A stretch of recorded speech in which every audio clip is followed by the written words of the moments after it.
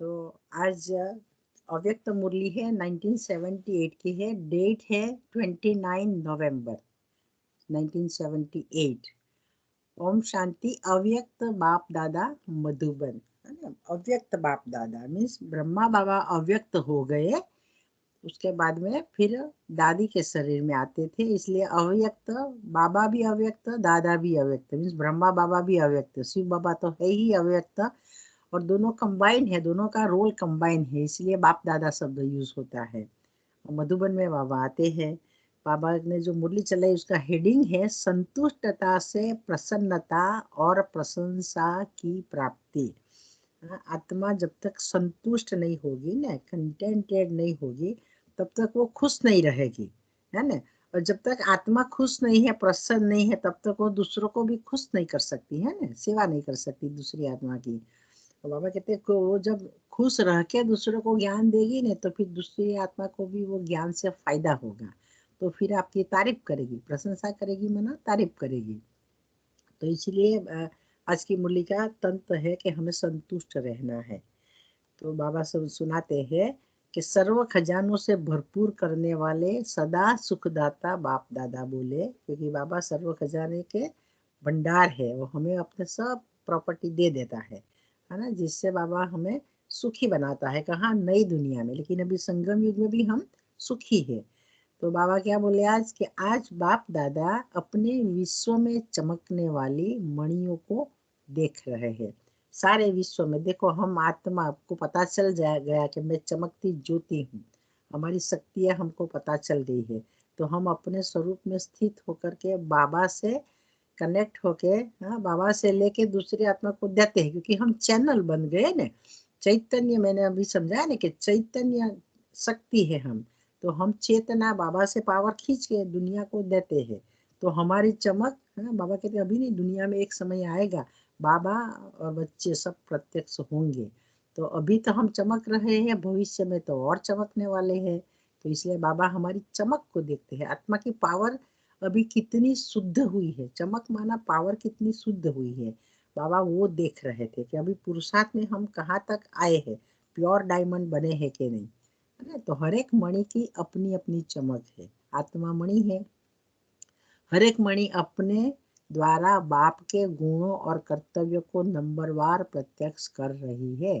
बाबा हमें उनके जैसा बनाते हैं, बाप समान बनाते हैं, है ना। बाबा गुणों की खान है, हाँ, बाबा सर्व गुण संपन्न हमें बनाते हैं, लेकिन वो तो बाबा तो परफेक्ट है फॉर एवर एंड कंप्लीट है फॉर एवर। तो वो गुणों के सागर है। तो हमें भी आकर के ऐसा गुणवान बनाते हैं, कैसे? हाँ, हमारे प्रैक्टिकल लाइफ से, कर्तव्य माना प्रैक्टिकल लाइफ से हमारे में भगवान के गुण दिखाई दे, हमारे से भगवान की प्रत्यक्षता हो। बाबा हमें ऐसा बनाते हैं ना। कभी कभी बाबा के कोई बच्चे महारथी इतने अच्छे होते, इतने देखने से ही नम्र, है ना, रूहानियत इतनी फेस पे, कोई देखने से ही बोले तो अल्लाह लोग हैं, है ना। तो भगवान का परिचय हो गया ना, कि इसको ऐसा बनाने वाले जरूर कोई ताकत है इसके अंदर में। तो बाबा वो हमें, बाबा हमारा स्वरूप एडवांस में देख रहे हैं। तो बाबा कहते हैं कि हर एक मणि द्वारा बाप दादा दिखाई देता है। इस विचित्र रंगत को भक्तों ने जहां देखे वहां तू ही तू कह दिया है। देखो ये सर्वव्यापी की बात आ गई, है ना। बाबा कहते हैं कि मैं सर्वशक्तिवान हूँ, मैं गुणों की खान हूँ, तो मैं जैसा हूँ वैसा गुणवान तुमको भी बनाता हूँ। तो बाबा कहते हैं भक्तों ने उसको उल्टा कॉपी किया, क्योंकि सब बाबा के बच्चे, ब्राह्मण बच्चों में भगवान की प्रत्यक्षता जब दिखाई देगी, तो बाबा कहते हैं कि उसको भक्ति मार्ग वाले ने उल्टा समझा कि जहाँ देखो वहाँ तू ही तू, माना भगवान ही भगवान है, सबके अंदर भगवान है, तभी तो वो आत्मा ऐसी दिखती है, वो मनुष्य ऐसा दिखता है। हाँ, तो तू ही तू का अर्थ देखो कितना। बाबा कहते कि मैं स्वरूप मेरे जैसा बनाता हूँ आप बच्चों का। तो दुनिया ने ऐसा समझ लिया कि जहाँ देखे तू ही तू, सबके अंदर तू ही तू है। तो महारथी में भी बाप दादा दिखाई देगा, और लास्ट सो फास्ट में भी बाप दादा ही दिखाई देता। हाँ, लास्ट सो फास्ट बाबा कहते हैं कि जो बच्चे पीछे आते हैं ना, हम देख रहे हैं अभी, हम ब्राह्मण परिवार में कभी ये डिस्कशन होता है कि पीछे आने वाले बच्चे कितने स्मार्ट है, और इतना स्पीडीली बाबा का ज्ञान उठाते हैं और स्व पुरुषार्थ भी इतना करते हैं, सेवा भी इतना करते हैं, तो वो आत्मा फास्ट जाके फर्स्ट में भी आ सकती है। बाबा भी कहते हैं ना, माला का दाना भी वो बन सकती है। तो पता है बाबा को, इसीलिए तो बाबा मुरली में बताते हैं। इसलिए पुरुषार्थ भी हमें वो उसको पकड़ लेने का, उसका फायदा लेने का, कि बाबा ने मुझे ही कहा है मैं लास्ट सो फास्ट हूँ। ये पीछे आने वाले के लिए कितना मोटिवेशन है। बाबा कहते हैं हर एक के मुख से एक ही बाबा बाबा शब्द का गीत सुनाई देता है ना। देखो हम ब्राह्मण बच्चे जहाँ भी मिलते हैं ना, बाबा ने ऐसा कहा, बाबा ऐसा कहते हैं, है ना, बाबा की श्रीमत ऐसी है, हमेशा हमारे मुख पे बाबा शब्द ही निकलता है। सर्व ब्राह्मण आत्माओं के नयनों में एक बाप नूर के समान समाया हुआ है। इसलिए ब्राह्मण संसार में जहाँ देखे वहाँ तू ही तू का प्रैक्टिकल अनुभव होता है। मुख से रटने की बात तो नहीं है, लेकिन जो कहते हैं ना, वो जो अंदर होता है वो बाहर आता है। तो बाबा की याद हमारे दिल में सच्ची होगी, तो बाबा की जो पावर है, नूर है, प्रकाश है, वो हमारे नयनों के द्वारा बाबा कहते रिफ्लेक्ट होगा। तो इसी को ही ये जो हमारा अंतिम समय का जो स्वरूप है ना, बाबा कहते हैं उसको देख के ही संसार ने ये बोलना शुरू किया है कि जहाँ देखे तू ही तू है। तो इसी अनुभव को भक्तों ने सर्वव्यापी शब्दों में कहा है कि भगवान सर्वव्यापी है, सर्व के अंदर है, सब ब्राह्मण बच्चों के अंदर में वो दिखाई देते हैं। तो बच्चों के वर्तमान समय का अनुभव परमधाम निवासी बाप है। वह हर संकल्प और कर्म में सदा साथ है, परमधाम निवासी साथी बाप। तो बाबा कहते हैं अनुभव होता है, वह सदा साथी बाप का अनुभव होता है। क्या अनुभव होता है? साथवा साथी। ये बहुत गूढ़ी सेंटेंस है, समझने जैसा। सब लोग ध्यान से सुनिए। सर्व के साथी सर्वव्यापी नहीं हुआ। देखो बाबा ने क्या कहा, बच्चों के वर्तमान समय का अनुभव है ना, प्रेजेंट में हम ब्राह्मणों जी को स्थिति होती है, उसका जो अनुभव हमको और सबको होता है, क्या अनुभव होता है? परम धाम निवासी बाप है, वह हर संकल्प और कर्म में सदा साथ है ना, क्योंकि हमारे हर संकल्प में, हमारे हर, हाँ बाबा कहते कर्मों में बाप रिफ्लेक्ट होता है, दिखाई देता है। क्योंकि जो क्वालिटीज हमारी है, हमारे जो गुण है, हमारी जो शक्तियां है, एबिलिटी जो दुनिया वाले देखते हैं, उसमें बाबा का चित्र रिफ्लेक्ट होता है ना। क्योंकि बाबा अभी कंबाइन है, हमारे साथ है। तो बाबा कहते हैं को परमधाम निवासी साथी बाप का अनुभव होता है, या अभी संगम युग में जो बाबा साथी है हमारा प्रैक्टिकल में, उसका अनुभव होता है। देखो ये कैसे समझना है, हम भी जब तक बाबा के बच्चे नहीं बने थे तब तक भगवान को याद करते थे, तो ऊपर वाला जाने, हमारी नजर भी ऊपर जाती थी। स्वर्ग सिधारा तो भी ऊपर गया, भगवान के पास गया, ऐसा ऐसा शब्द हम बोलते थे और समझते थे। तो बाबा कहते आज सब भक्त लोग यही समझते हैं कि ऊपर वाला ही सब कुछ करता है, वही मदद करता है ना, वही भगवान है। लेकिन ऊपर वाला अभी हमारे साथ है, कंबाइंड है, हमें शक्ति दे रहा है, हर कदम में हमारे साथ है, हमारे हर संकल्प में हमारे साथ है, हर शब्दों में हमारे साथ है। वो दुनिया वाले को नहीं पता है। तो बाबा कहते आप भी कैसा अनुभव करते हो? अभी भी वही परम धाम वाले का अनुभव करते हो कि साथी, आपका जो साथी बना है अभी उसका साथी के रूप में अनुभव करते हैं और सबको कराते हैं? ये डिफरेंस बाबा अभी आज पूछ रहे हैं कि सर्व के साथी सर्वव्यापी नहीं हुआ। दुनिया वाले ने बाबा कहते उसको उल्टा समझ लिया, सर्वव्यापी है। बाबा कहते एक तो नैनों से नूर दिखाई दे, हमारे पोर पोर से एक एक हमारे छिद्र से बाबा की शक्ति एनर्जी रिफ्लेक्ट होती है, तो सामने वाले को अनुभव कराती है, रियलाइज कराती है। तो इसलिए बाबा कहते हैं उन्होंने सर्वव्यापी समझ लिया। भक्तों ने शब्द कॉपी तो किया है, लेकिन कब और कैसे का भावार्थ हो भूल जाने के कारण गायन बदल बाबा की ग्लानि हो गई है। ये संगम युग में भगवान साथी है, तो बाबा कहते हैं वो कब साथी था, कैसे साथी था, वो सब दुनिया वाले भूल गए। इसलिए बाबा कहते हैं जो भाव है ना, जो कहने का भाव है वही बदल गया।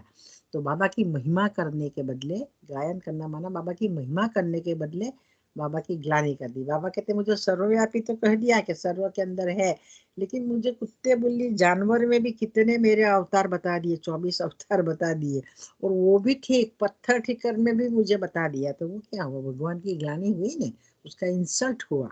तो बाबा देखो वो बात बताते हैं कि भक्ति मार्ग में आपने मेरी क्या दशा की, मैं इतना श्रेष्ठ और मुझे कहाँ कहाँ ले गए। फिर है तो ये पॉइंट मुझे लगता है सबको क्लियर हो गई ये पैराग्राफ की।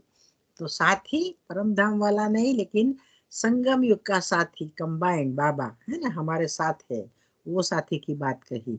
और वो जहाँ जिस संबंध से हमें हम याद करें वो हमारे साथ है, उसको भी बाबा कहते हैं कि सर्वव्यापी समझ लिया, और ये साथी के रूप में भी सर्वव्यापी समझ लिया। हमारे हर कर्म से वो प्रत्यक्ष होता है, हमारी हर क्वालिटी से प्रत्यक्ष होता है, उसको भी सर्वव्यापी समझ लिया। तो अलग अलग तरीके से बाबा के समझा रहे हैं कि कैसे मुझे सर्वव्यापी समझा। और आगे कहते बाबा कि बाप दादा सर्व बच्चों के वर्तमान स्वरूप से धारणा स्वरूप को देखते विशेष एक बात देख रहे हैं। देखो आज धारणा स्वरूप की बात आई ने, मुरली भी जोगानुजोग ऐसे ही चली। तो वर्तमान जो हमारा स्वरूप है ब्राह्मणों का, वो धारणा स्वरूप बाबा देख रहे थे। उसमें कौन सी विशेष बात देखी, बाबा कहते कौन सी, कि सर्व बच्चों में से सदा संतुष्ट मणिया कितनी है ना। बाबा कहते जो भी मेरे बच्चे हैं ब्राह्मण बच्चे, वो संतुष्ट मणि कितने हैं, है ना, जो मिला हमें जैसा मिला उसमें कितना संतुष्ट है ना। पहले तो भगवान हमें मिला है, उसी में संतुष्टि है कि वो भगवान मेरा बाप बन गया है, मेरा साथी है, अभी मेरे साथ सब संबंधों से है। बाबा कहते उसी में संतुष्टि है आपको, क्योंकि भक्ति मार्ग में तो हम कितने तड़पते थे, लेकिन वो मिल गया है हमें प्रैक्टिकल में। तो सबसे विशेष गुण जो चेहरे से चमके वो है संतुष्टता है। तो संतुष्टता तीनों ही प्रकार की। अब संतुष्टता किसमें किसमें होनी चाहिए, तो बाबा 3 प्रकार से बताते हैं। एक बाप से संतुष्ट, मैंने बताया ना कि वो जो है जैसा है वही भगवान है, वही मुझ आत्मा का बाप है, वही सर्व संबंध के साथ मेरे साथ साथी है। बाबा कहते वो जब बुद्धि स्वीकार कर ले, है ना, तो वो हुआ बाबा से संतुष्ट। दूसरा है सदा अपने आप से संतुष्ट, मैं भी उनकी संतान, मैं भी उनके जैसी चैतन्य, मैं भी शक्ति हूँ, मैं भी सर्वगुण संपन्न, है ना। एक समय था बाबा ने मुझे ऐसा बना के भेजा था, तो वही मैं बाबा की जैसी ही सातों एनर्जी वाली आत्मा में उसकी संतान हूँ। तो जब अपने स्वरूप से भी सेटिस्फाई हो जाए कि मैं देह नहीं हूँ, देही हूँ। आज की साकार मूल्य देखो कितनी इसके साथ कनेक्टेड है। मैं देह नहीं हूँ लेकिन देही हूँ, देह के चलाने वाली शक्ति हूँ, है ना। बाबा कहते जब अपने आप से संपूर्ण एक्सेप्ट कर ले अपने को, वही हुआ अपने आप से संतुष्ट होना। ऐसा नहीं मुझे ये मिला वो मिला, वो फिजिकल संतुष्टि की बात नहीं है यहाँ। तीसरा है कि सर्व संबंध और संपर्क से संतुष्ट। हाँ, जो भी हमारे संबंधी संपर्क के है ना, जो भी हमारे साथ बॉडीली रिलेशन में आए हैं, हमारे माँ बाप हो, हमारे बच्चे हो, हमारे स्पाउस हो, हमारे फैमिली मेंबर्स हो, चाचा मामा जो भी हो, या हमारे कोवर्कर्स हैं जो हमारे साथ 7 घंटा काम में रहते हैं, तो वो संपर्क वाले हैं। बाबा कहते जो भी संबंध है ना वो परफेक्ट है। क्यों, क्योंकि मैंने ही कर्म के लेन देन से वो संबंध को बनाए हैं, मैंने ही बनाए हैं, मेरे कर्म से बनाए हैं। और मैंने जो किया था वही मेरे सामने अभी आ रहा है। बाबा कहते हैं क्योंकि ड्रामा एक्यूरेट प्ले हो रहा है जो मैंने शूट किया था, इसलिए वो समझ होगी तो संतुष्ट, सबके व्यवहार से भी संतुष्ट, सबके संस्कार से भी संतुष्ट, है ना। कोई या मान दे या अपमान दे, बाबा कहते ग्लानि करे या निंदा करे, सब परिस्थिति में समान, है ना। उसी को ही संबंध संपर्क से संतुष्ट कर एक्सेप्ट कर लेते हैं हम एक्सेप्ट कर लेते हैं कि मैंने जो भी मेरा रोल, हाँ, कर्मों के हिसाब से मैंने जो भी सुख किया था वही मेरे सामने अभी प्ले हो रहा है, वो समझ, वही है संतुष्टि संबंध की और संपर्क की। तो इसमें चैतन्य आत्माएं और प्रकृति दोनों आ जाते हैं। बाबा देखो कहते हैं कि आत्मा भी आ जाती है, और जो एक पुरुष परमात्मा और प्रकृति का खेल है ना। तो हम जैसे है वैसी हमें प्रकृति भी मिलती है, आत्मा भी मिलती है, हमारा शरीर भी मिलता है, वो भी एक प्रकृति है, और पांचों तत्व है वो भी प्रकृति है। तो बाबा कहते हैं इसमें चैतन्य आत्मा और प्रकृति दोनों आ जाते हैं, किसमें, संबंध संपर्क में। संतुष्टता की निशानी प्रत्यक्ष रूप में प्रसन्नता दिखाई देगी। बाबा कहते जो संतुष्ट होगा ना, उसके चेहरे से वो प्रसन्नता झलक, है ना, उसका चेहरा हर्षित मुख होगा, हमेशा मुस्कुराता होगा, कभी मूड ऑफ नहीं होगा, कभी उदास नहीं होगा। लॉन्ग फेस कहते हैं ना यहाँ की भाषा में, long face, why you are long face today. तो बाबा कहते वो नहीं दिखाई देगा। सदा प्रसन्न चित्त। अब प्रसन्न चित्त, चित्त माना चित्त, हमारी बुद्धि विवेक, वो हमेशा खुश रहेगा, उसको प्रसन्न चित्त बोलते हैं। तो इस प्रसन्नता के आधार पर प्रत्यक्ष फल ऐसी आत्मा की सदा स्वतः ही सर्व से प्रसन्नता होती है। तो प्रसन्नता का प्रसन्न चित्त रहने का, प्रसन्नता का प्रत्यक्ष फल क्या है? बाबा कहते हैं कि सब उनसे सदा सदा प्रसन्न होंगे और उसकी प्रशंसा करेंगे, है ना। सब आत्माएं जो भी व्यवहार में आती है, संबंध संपर्क में आती है, वो हमारे व्यवहार से प्रसन्न रहेगी, तो वो हमारी तारीफ भी करेगी, प्रशंसा भी करेगी। विशेषता है संतुष्टता। तो खास बाबा ने कहा गुण है आत्मा का संतुष्टता, है ना। वो शक्ति भी है तो गुण भी है, उसकी निशानी है प्रसन्नता, उसका प्रत्यक्ष फल है प्रशंसा। तो तीन बातें बताई है। बाबा कहते हैं संतुष्टता ये मुख्य गुण है। जो संतुष्ट रहेगा वो प्रसन्न रहेगा, वो जो प्रसन्न रहेगा वो दूसरों को भी प्रसन्न करेगा। तो दूसरों भी प्रसन्न हो गए तो प्रशंसा ऑटोमेटिक आपकी होगी, आपको मान ऑटोमेटिक मिलता रहेगा, रिगार्ड ऑटोमेटिक मिलता रहेगा। तो बाबा कहते सब अपने आप को देखो, अभी चेक करो कि प्रशंसा को प्रसन्नता से ही प्राप्त कर सकते हो। जो सदा स्वयं संतुष्ट व प्रसन्न रहते हैं उसकी प्रशंसा हरेक अवश्य करते। बाबा कहते पहले खुद खुद से संतुष्ट होना चाहिए, हाँ, फिर बाप से संतुष्ट होना चाहिए, फिर सबन संपर्क थर्ड कैटेगरी में आता है। तो चलते चलते पुरुषार्थी जीवन में समस्याएं व परिस्थितियां तो ड्रामानुसार आनी ही है। देखो भगवान का शब्द आनी ही है।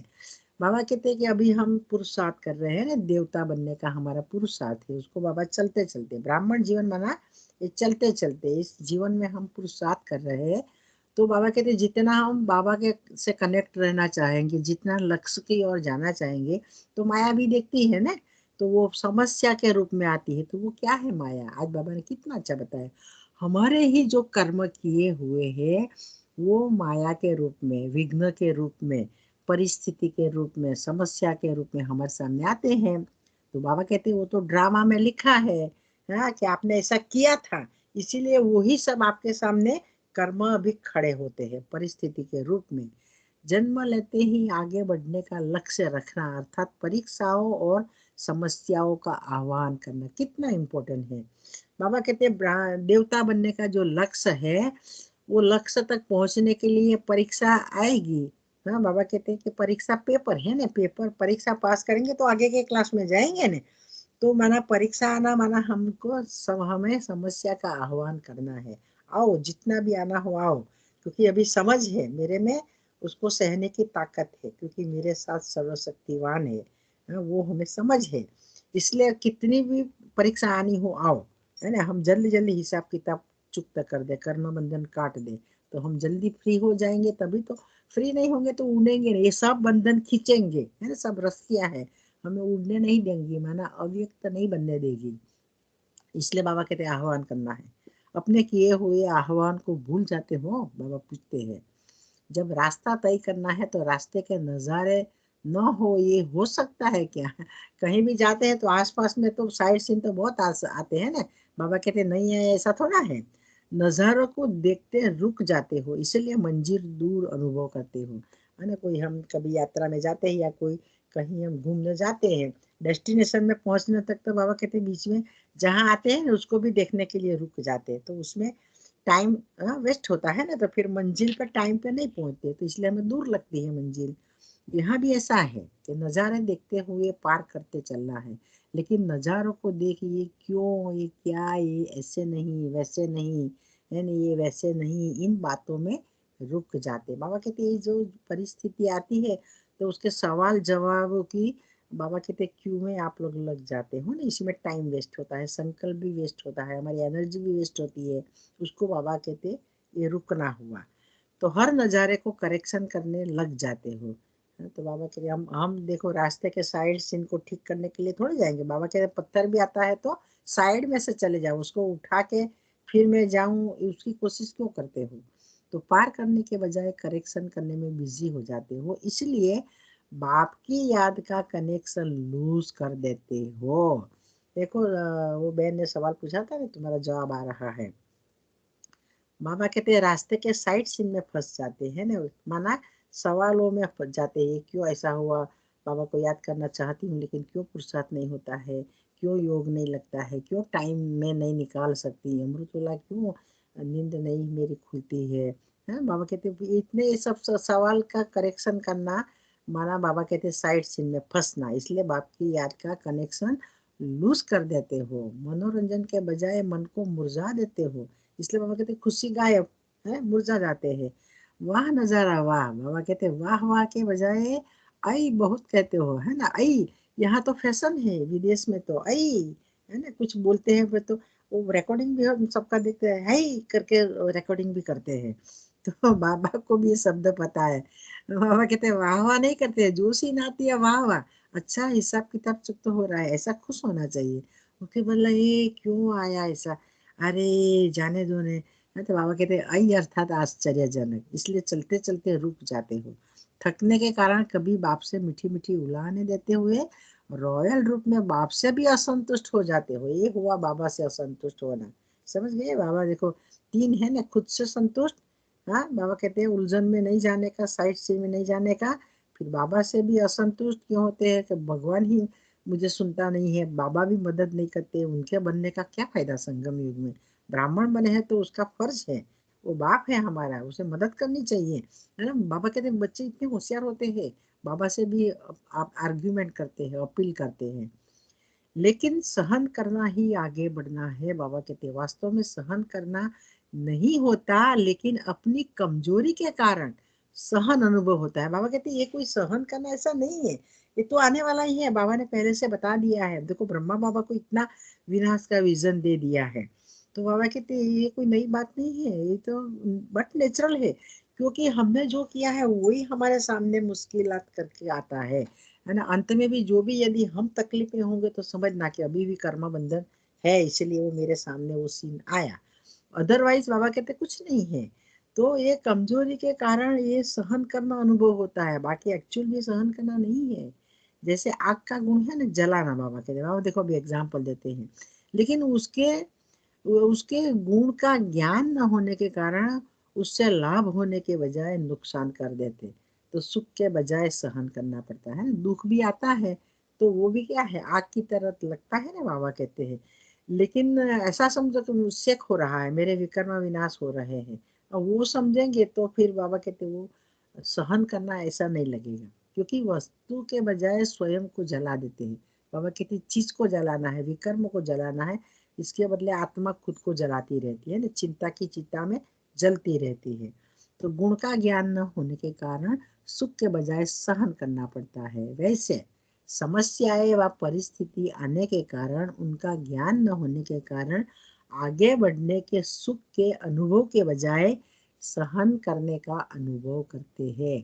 मैं आगे बढ़ रहा हूँ, ये मेरी परीक्षा है, पेपर है, बाबा कहते हैं वो नहीं समझते हैं ना, इसीलिए परिस्थिति के अंदर में उलझे रहते हैं, इसीलिए वो परिस्थिति परिस्थिति लगती है, सहन करना पड़ता है।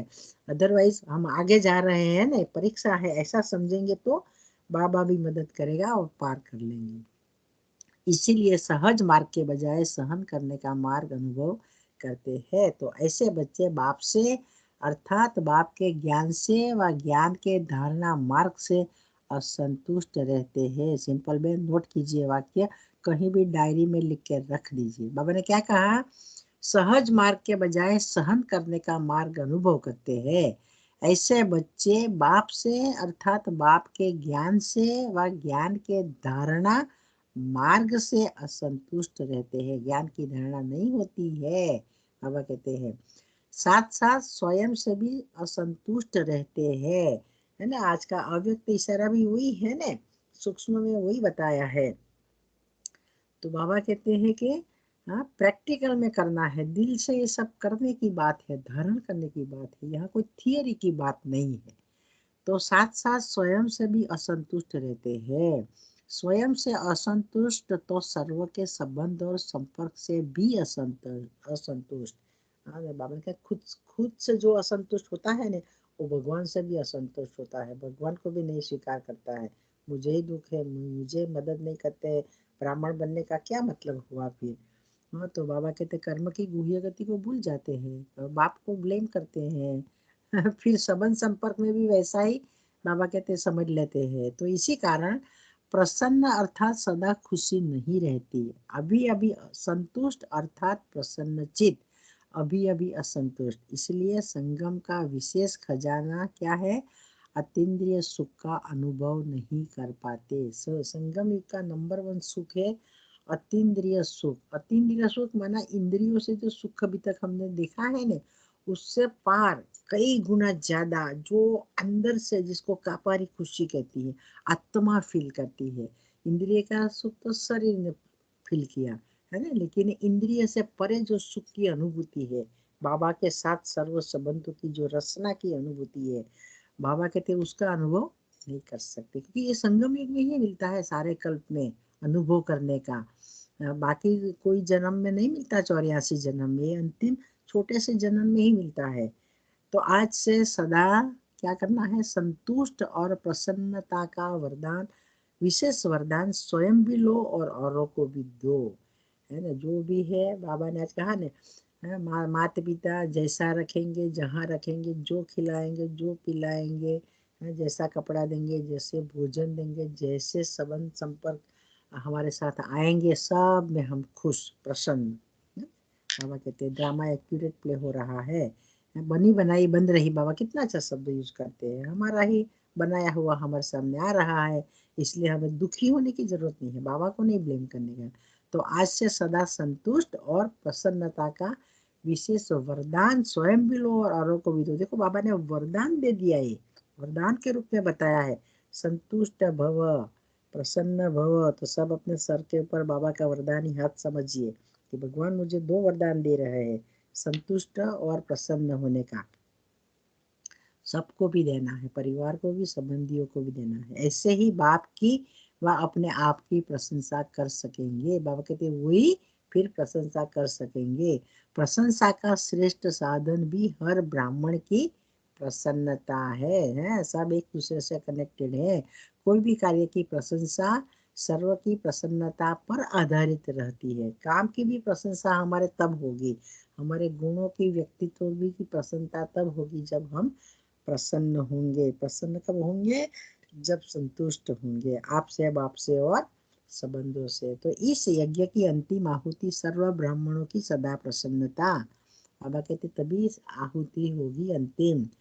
प्रत्यक्षता अर्थात प्रशंसा का आवाज गूंजेगा, हमसे बाप दिखाई दे, भगवान हमारे द्वारा ही प्रत्यक्ष होने वाला है। बाबा कहते अर्थात विजय का झंडा लहराएगा, तभी तो हमारे लिए नई दुनिया आएगी। समझा अब क्या करना है, बाबा कहते हैं। हाँ, समझा करके बाबा चेक करते हैं कि कौन कौन बच्चे समझे हैं। सदा प्रसन्न रहो और सदा सर्वों को प्रसन्न करो। तो आज सारा दिन हमें खुद भी प्रसन्न रहना है, हमारे व्यवहार से सबको भी प्रसन्न करना है। हमारे में बाबा के हर गुण दिखाई दे, बाबा की हर शक्तियाँ दिखाई दे, है ना। तो हमें ऐसा नहीं कि हमारी अष्ट शक्तियाँ है वही हमारे से दिखाई दे, बाबा की भी शक्तियाँ। बाबा की शक्तियाँ क्या है, बाबा की जो अथॉरिटी है वो भी हमारी शक्तियाँ है, क्योंकि बाबा तो मास्टर सर्वशक्तिवान, सब हमको वरदान में दे दिया है, हमें मास्टर बना दिया है सब में। बाबा का जो भी गुण शक्तियाँ है वो सब हमारा भी है, क्योंकि हम मास्टर बन गए, हमें वरदान में मिल गया। तो इसलिए हमें खुश रहना है और सबको भी खुश करना है। ऐसे सदा बाप के आज्ञाकारी, सदा संतुष्ट और प्रसन्न रहने वाले, सर्वों को सदा प्रसन्नता का वरदान देने वाले महादानी वरदानी बच्चों को बाप दादा का याद प्यार और नमस्ते। और हम सब बच्चे मास्टर महादानी, मास्टर वरदानी, आज्ञाकारी बच्चों का भी बाप दादा को याद प्यार और नमस्ते। शुक्रिया बाबा। अभी बाबा ने पार्टियों से बात की है, बॉम्बे निवासियों को विशेष रूप से बाप दादा याद प्यार दे रहे हैं। देखो बॉम्बे वाले बहुत सेवा करते हैं, तो बाबा ने विशेष रूप से शब्द यूज किया है। बॉम्बे निवासियों में हिम्मत और उमंग बहुत अच्छा है ना। बॉम्बे निवासियों को देख बाप के साथ प्रकृति ने भी स्वागत किया है क्योंकि ठंडी बहुत हो गई है। ब्रह्मा बाबा जब मधुबन में ठंडी होती थी तो बॉम्बे चले जाते थे क्योंकि बॉम्बे का क्लाइमेट बहुत अच्छा होता है, इतनी ठंडी नहीं लगती है। और बाप दादा की वहाँ बहुत वो लोग खातिरी करते थे ना। मम्मा भी जाती थी ना, हमारे रमेश भाई के घर रहती थी, बाबा भी जाते थे। बाबा का तो बिजनेस सेंटर भी वहाँ था। तो बाबा कहते बॉम्बे वालों ने बहुत सेवा की है शुरू में। ये सब देखो हमारे रमेश भाई थे ना, वो सब प्रदर्शनी वगैरह भी सेवा उन्होंने ही करवाई है। तो बाबा कहते कि अंत में आने वाले पेपर का पहले से ही अनुभव करा के पक्का मजबूत बनाया है, इसीलिए घबराना नहीं। बॉम्बे निवासियों का बाप से प्यार है ना, बाप दादा का भी बच्चों से विशेष प्यार है। तो बॉम्बे निवासी अब सदा संतुष्टता और प्रसन्नता का पेपर नंबर 1 में पास करेंगे। और कहते बहुत अच्छा है। आप साथ छोड़ो तो भी बाप दादा नहीं छोड़ेंगे। विशेष बॉम्बे और दिल्ली में आदि रत्न ज्यादा है। विश्व सेवा की स्थापना के कार्य में बॉम्बे और दिल्ली का विशेष सहयोग है। समय पर बाबा कहते सहयोगी बनने वालों का महत्व होता है। बाबा को जब यज्ञ में जिस चीज की आवश्यकता है सहयोग में, तन मन धन की, उसी टाइम में जो लगाता है बाबा कहते हैं उसी की वैल्यू है। बाबा के अंत में तो सब पूरी की पूरी प्रॉपर्टी मधुबन के आंगन में रख के जाएंगे, है ना। बाबा कहते इतना सब दे देंगे, लेकिन बाबा क्या करेगा? बाबा लेगा तो फिर बाबा को तो याद के साथ देना पड़ेगा ना। बहुत बड़ा शराफ है तो बाबा अंत में नहीं लेगा। अभी जरूरत है सेवा में तो उसका देने वाले का महत्व है, इसलिए सहयोगी बच्चों से बाप का भी स्नेह है। अच्छा, फिर पार्टियों से मुलाकात। सदा विजयी भव के वरदानी मूर्त हो। बाप दादा ने जो वरदान दिया ना, उसी वरदान को सदा जीवन में लाना। हाँ, प्रसन्न भव, बाबा ने क्या वरदान दिया है ना, प्रसन्न भव, संतुष्ट भव। तो हर एक का अपना काम है, बाबा कहते जीवन में लाना तो हमको पुरुषार्थ करना पड़ेगा ना। इस वरदान को जीवन में समाना अर्थात वरदानी स्वरूप बनना, है ना। बाबा ने तो वरदान दे दिया लेकिन उसको स्वरूप में लाना, अभ्यास करना हमारा काम है। तो महावीर को भी वरदानी कहते हैं और शक्तियों को भी वरदानी कहते हैं। अब आपके जड़ चित्रों द्वारा अनेक भक्त वरदान प्राप्त कर लेते हैं, तो चैतन्य में तो वरदानों से झोली भरने वाले हो ना। बाबा कहते झोली भरी होगी तो आप फिर भक्ति मार्ग में देंगे ना। तो महावीर हो ना, महावीर का परिभाषा ही वो है। महावीर अर्थात सदा विजयी। देखो बाबा परिभाषा देते हैं, सदा विजयी। जब अविनाशी बाप है तो वरदान भी अविनाशी है, अल्पकाल के लिए नहीं, सिर्फ संभालना बाबा कहते हैं आपका काम है। अविनाशी है, बाबा कहते हैं बाबा देते हैं ना तो वो सारा कल्प चलता है, फिर ड्रामा उसकी नोंद लेता है तो हर कल्प चलता है। तो इसलिए बाबा अविनाशी कहते हैं, अल्पकाल का नहीं। सिर्फ संभालना आपका काम है, देना बाप का काम है। और संभालने बाबा कहते आता है ना कि चोरी हो जाती है ना। सिर्फ एक बात याद रखो कि मैं लेता नहीं हूँ लेकिन देता हूँ। बाबा के लेके सबको दे दो, है ना, तो फिर चोरी होने का भी प्रॉब्लम नहीं है। अभी लेने के दिन समाप्त हो गए, अभी दाता बन देने का समय है। देखो बाबा तो दे के चला गया, है ना। बाबा तो पहले साकार में आते थे, फिर अव्यक्त में आते हैं, अभी तो नहीं आते बाबा। लेकिन अव्यक्त में भी अव्यक्त पालना तो करते हैं बाबा, और ज्यादा करते हैं। लेकिन बाबा कहते स्थूल में जो सामने आके समय गया अभी, लेकिन आपने जो भी लिया है डायरेक्ट या इनडायरेक्ट, तो अभी दाता बन के देने का समय है। मांगना तो बचपन में होता है ना। वानप्रस्थी कहे कि छोटा सा खिलौना दे दो तो ये अच्छा लगेगा, तो बाबा कहते अभी सबकी वानप्रस्थ अवस्था है ना, इसलिए बच्चा मत बनो। थोड़ी शक्ति दे दो, थोड़ी मदद करो, है ना। योग नहीं लगता है बाबा, थोड़ी तो मदद करो, ऐसा ऐसा बोलते हैं ना। बाबा कहते वो हुआ बचपन मांगना। तो एक खिलौना मांगते हो, अब स्वयं तृप्त आत्मा बनो, दाता के बच्चे और मांगता हो तो देखने वाले क्या कहेंगे, है ना। मांगने वाले मंगता कहा जाता है, देने वाले देवता कहा जाता है ना। इसलिए बाबा कहते हैं सफलता का साधन है स्वयं सदा सफलता मूर्त बनो। बाबा कहते हैं जो भी मेरे से मिला है सफल करो, खुद के लिए भी सफल करो, दूसरों के लिए भी सफल करो, उसी को ही सफलता मूर्त कहते हैं। माना दो सबको। बाबा कहते आपको जो भी ज्ञान गुण शक्तियाँ बाबा से जो भी मिला है सब दूसरों को भी बांटो, खुशी भी बांटो। ईश्वर की स्वयं की वृत्ति वाइब्रेशन फैलाती है और वाइब्रेशन के आधार पर सर्व को अनुभूति होगी। बाबा कहते हैं आपको जो भी वो मिला है ना, अंदर से आपकी भावना, जब भावना अच्छी होती है तो वो वृत्ति के रूप में हमारा से वाइब्रेट होती है, हमारे शरीर के एक एक पौर से, है ना, मस्तक से, आंखों से, हर इंद्रियों से वो वाइब्रेट होती है वायुमंडल में। तो फिर सामने वाली आत्मा उसको कैच करती है ना, तो वो अनुभव करती है। इसलिए कार्य करने के पहले विशेष स्वयं की वृत्ति के अटेंशन की भट्ठी चाहिए, है ना। बाबा कहते हैं कि वृत्ति अपनी शुद्ध रखो, बुरी वृत्ति हो तो उसकी भट्ठी कर दो, है ना, वो संस्कार को जला दो। इससे ही वाइब्रेशन द्वारा अनेकों की वृत्ति को परिवर्तन कर सकेंगे, क्योंकि वृत्ति से हमें वायुमंडल बनाना है, क्योंकि प्रकृति भी वायुमंडल से वो प्रकम्पन कैच करके तमो प्रधानता को छोड़ेगी, तब तक नहीं छोड़ेगी। तो सब आत्माओं को भी परिवर्तन करना है, इसलिए बाबा कहते हैं वाइब्रेशन अच्छे फैलाओ, वायुमंडल बहुत शक्तिशाली बनाओ। पहले अटेंशन रखना कि सदा खुशी के झूले में झूलते रहो, है ना। उसके लिए खुशी कब होगी, जब प्रसन्न रहेंगे तब, है ना। जब प्रसन्न कब रहेंगे, जब संतुष्ट रहेंगे। इसलिए हर्षित मुख अनेकों को अपने तरफ आकर्षित करता है। फिर कुमारियों से, कि कुमारियों को देखते हुए बाबा बोले कुमारियों पर तो बहुत बड़ी जिम्मेवारी है, एक अनेकों के कल्याण प्रति निमित्त बनती है ना। वो कहते हैं ना, एक कुमारी जो 21 कुल का उद्धार करे, माना पूरे आधे कल्प के लिए सबका उद्धार करे, सब जितनी आत्माओं को वो ज्ञान देती है उन सबों के कुलों का उद्धार हो जाता है ना। तो ब्रह्मा कुमारी वह जो विश्व के कल्याण के निमित्त बने, बेहद विश्व के कल्याणकारी, न कि हद के। बाबा कहते खाली खुद खुद के परिवार के नहीं, सारा विश्व परिवार है, बेहद का परिवार, प्रकृति तत्व सहित सब जीव जंतु 84 लाख, है ना। बाबा कहते जीवात्माएं है, सबका कल्याण करना है, इसलिए बेहद लगन में कभी है तो विघ्न अपना काम करेगा।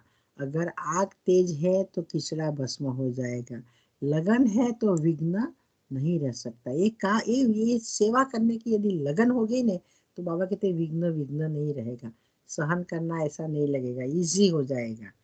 कर्म से कर्म भोग भी परिवर्तन हो जाता है ना। कर्म योग से कर्म भोग के ऊपर विजय पानी है, जो ब्रह्मा बाबा ने अपना अनुभव सुनाया था ना लास्ट में, उसने सारा ब्राह्मण जीवन में ही तो ये कर्म योगी बन करके कर्म किया।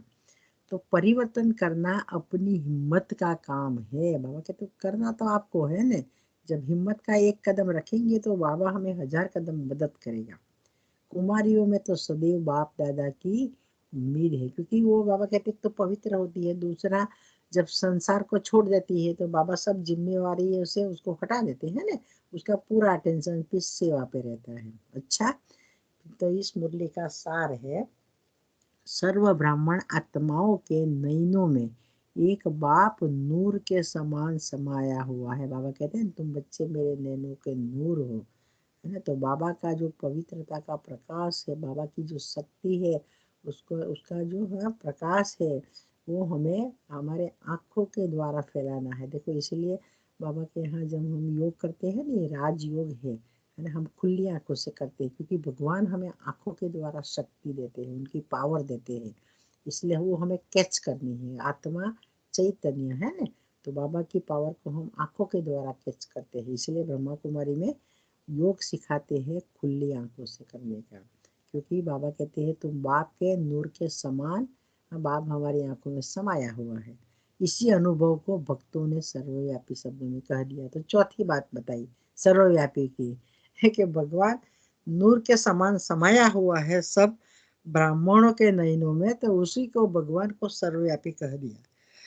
दूसरी पॉइंट है विशेषता है संतुष्टता, उसकी निशानी है प्रसन्नता, और उसका प्रत्यक्ष फल है प्रशंसा, जो आज की मुरली का तंत्र है। तो अपनी कमजोरी के कारण सहज मार्ग सहन मार्ग अनुभव होता है, इसलिए बाबा कहते हैं कमजोरी को मिटाओ, भस्म करो। समस्याएं व परिस्थिति आने पर ज्ञान न होने के कारण सुख का अनुभव की बजाय सहन करने का अनुभव होता है। तो समस्या आती है तो पेपर समझो, बाबा कहते तब वो हाव नहीं लगेगी हमको परिस्थिति। फिर तीसरी पॉइंट है इस यज्ञ की अंतिम आहुति सर्व ब्राह्मणों की प्रसन्नता है। बाबा कहते जब सर्व आपसे खुश होंगे, प्रसन्न होंगे, तब वो आपकी प्रशंसा के गीत गाएंगे, तब बाबा कहते विश्व परिवर्तन होगा, सारे विश्व की आहुति उसमें होगी।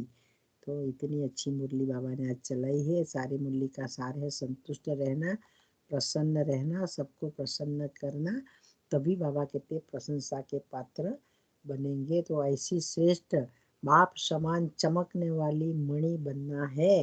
बाबा हमारे संपूर्ण रूप को देख रहे हैं। बाबा के पास हमारा संपूर्ण रूप है सबका, और अभी का प्रेजेंट रूप बाबा उससे कंपेयर करते हैं ना। हर आत्मा के बाबा आते हैं तो किसी के शरीर को थोड़ी देखते हैं। हॉल में बाबा आते हैं तो हॉल में बैठे हो या जहाँ से भी, पूरी वर्ल्ड में से भी जो बुद्धि से बाबा के साथ कनेक्टेड है, वो आत्मा की बाबा चमक देखते हैं और फिर बाबा मुरली चलाते हैं। तो बाबा ऐसे मणि को देख करके बाबा ने मुरली चलाई है। ठीक है, सबको समझ में आ गया? आज सरजीत जी नहीं है क्या? रिकॉर्डिंग नहीं किया है? एक मिनट में स्काइप में आती हूँ।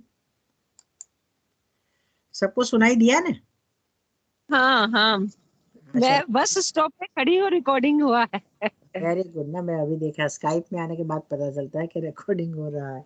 अच्छा है, जो नहीं हाँ है वो बाद में रिकॉर्डिंग सुन सकते हैं। हाँ, हाँ, तो 2 4 क्योंकि 6 6 o'clock कर